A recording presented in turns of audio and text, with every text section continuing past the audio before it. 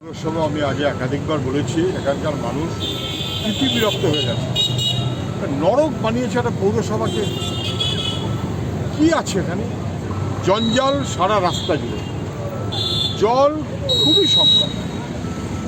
20-22টা ওয়ার্ডে মানুষ জল পাচ্ছে না, এবং তারা একবার না বারবার বলেছে, পৌরসভাকে বলেছে, এমএলএকে বলেছে, এমপিকে বলেছে, সরকারের কাছে নিবেদন করেছে। আমি যতটুকু জানি এমনকি তৃণমূলের কাউন্সিলররা পর্যন্ত অনেক সময় চেষ্টা করেছেন, বলেছেন, কিন্তু কে শুনবে কার কথা? মিউনিসিপ্যালিটি বসাই না, বাজেট ঠিক করেনি, শুধু ক্ষমতার দখলদারি করছে। জল না পেয়ে 28 নম্বর ওয়ার্ডের মানুষেরা আগেও যেমন অনেকবার বিক্ষোভ হয়েছে, এবার ওদের গতকাল থেকে বিক্ষোভ করছে। আমাদের যারা ওখানকার মানুষ আছেন, সাধারণ মানুষ, তারা আমাকে বলেছেন, আমি তাদের বলেছি আমি 100 ভাগ তাদের পাশে আছি। কিন্তু আমি যাবার কারণে এই কথাটা কেউ না বলে যে রাজনীতি হচ্ছে, আমি সেখানে গেলাম না, কিন্তু প্রয়োজনে যাব।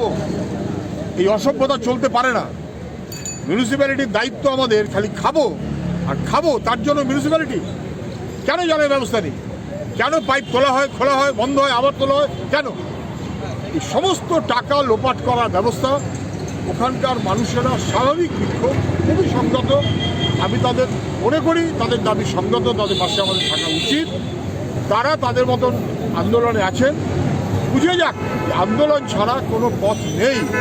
আমাদের যদি কিছু করণীয় থাকে, যখন সুযোগ থাকবে তখনই আমরা করব। আমি এই কথা তাদের দিতে পারি। আসন্ন লোকসভা নির্বাচনে রাজ্যের প্রতিটি প্রান্তে বামফ্রন্ট প্রার্থীদের জয়ী করুন।